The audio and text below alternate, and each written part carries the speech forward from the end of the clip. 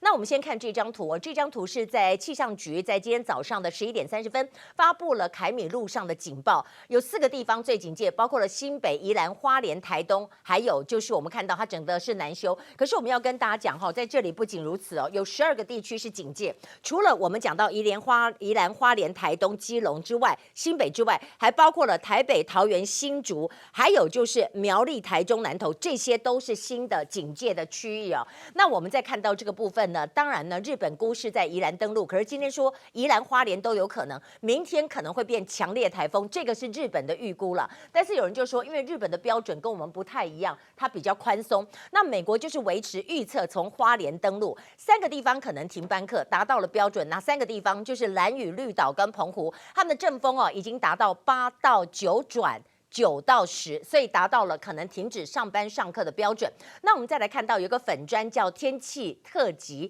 他说呢全台摇滚，因为呢它的暴风半径180公里，中南部有西南风，所以我要跟中南部的观众朋友讲哈，大概公鸡嘛红台喜拜三拜喜拜狗啊，不过因为中南部我们知道台湾的这个路径哦，你可以看一下这张图，你看这张图呢，它会有西南风，西南风最恐怖的带来西南气流，西南气流这样一上来的时候，哇，那个下雨非常的严重，你可以看到在这里，他看到降雨的雨势更是恐怖哦，尤其是在这个23号呢，就是北部的东雨慢慢增加，明天24号、25号就是强风豪雨，西部的山区你看变成紫色番薯了，然后到了26号礼拜五的时候，马祖渐缓，但是小心金门这些地方，所以你可以看到整个的趋势。来跟大家说哈，今天南部的林边已经下雨了，屏东东港海水倒灌第4天了，所以它是20到24号了哈，所以呢就是积水最深达到10公分。那还有呢，大家很害怕7月10号豪大雨，台北市信义区吴兴街不是淹得非常惨嘛，所以今天堆满了沙包，大家都去领沙包。